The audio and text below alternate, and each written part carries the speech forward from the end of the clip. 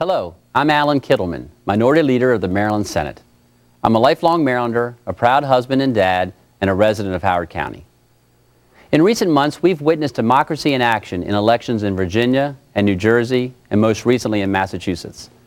In each case, voters swept aside politicians who spent too much and listened too little. They chose instead public servants with honesty, humility, and new ideas to tackle serious challenges.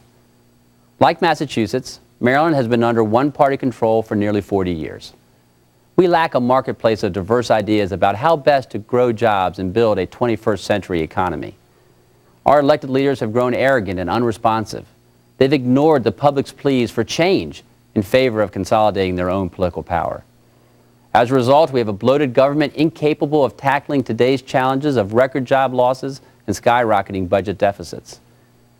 Like you, I had hoped that Governor O'Malley's State of the State address would offer concrete plans to create jobs and reduce government spending.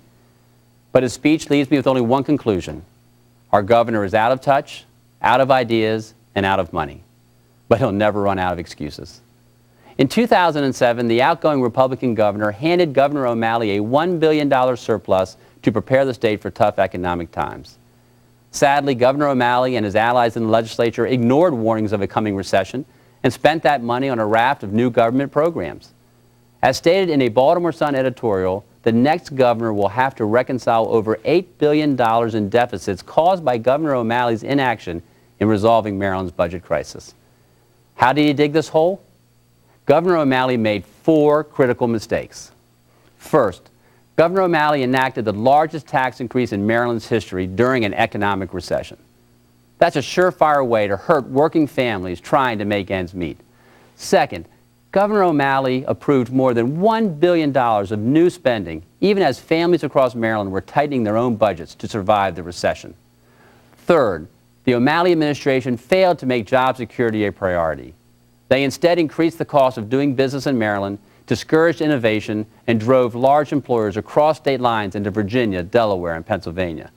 Fourth, Governor O'Malley and Democratic leaders in Annapolis rejected common-sense reforms offered by Republican lawmakers to solve the deficit and encourage job growth. If the Senate Republicans' plan, known as the Stolfus Amendment, had passed, the state's deficit would be a fraction of what it is today, and you'd be keeping more of your own money to save for your future. Our Republican colleagues in the House of Delegates also offered budget amendments to reduce state spending, but time and time again they were rejected by purely partisan roll call votes by the Democrat majority. Yes, the one-party monopoly that rules Maryland ignored the pleas for fiscal responsibility offered by the Republican budget amendments, and the Democrats just kept spending. So where does that leave us? With a catastrophic, exploding state budget. Let's take a closer look at Governor O'Malley's new budget. From media reports over the last week, one would believe that the budget is going down this year. However, this chart, prepared by nonpartisan legislative staff, shows that Governor O'Malley's budget contains over $600 million of new government spending, as shown by the top line. The middle line shows the impact of federal bailout funds, including $400 million that Congress may or may not appropriate to Maryland. Regardless, this gap will have to be made up next year by state funds when the federal funds are gone. And this modest increase in state revenues on the bottom line is only a hoped-for prediction that the economy will turn around this year. As you can see, Governor O'Malley's budget digs the hole even deeper for out-year deficits. Governor O'Malley's 4 years of budget management are marked by more government spending and more debt, which will be saddled on you and future generations of Marylanders. Is that how your family budgets year to year? Neither does mine. You heard Governor O'Malley say that Maryland is on the right course, that Maryland is making progress, and that we are better off than other states. What you didn't hear him say was that he will raise taxes again next year. That's right. Governor O'Malley and the Democratic leaders, with their one-party control of the legislature, will demand more taxes next year because that is the only plan they have to close this gap. We Republicans, however, have new ideas to rein in spending and unleash local citizens and businesses to drive job growth and innovation in our state. We do not underestimate the problem, but managing Maryland's budget can be done. The sign of true leadership for a governor is budget management. It requires focus, discipline, and fiscal accountability. This chart is proof that it can be accomplished. Maryland can achieve budgets where spending stays within revenues. The red line is spending, and the green line is revenues. The bottom of the chart shows the deficit spending of Governor Parrish Glendening at the beginning of this decade. Upon election, Governor Robert Ehrlich strategically cut spending over 2 years to successfully put Maryland's budget in the black, shown here where the red spending line is lower than the green revenue line.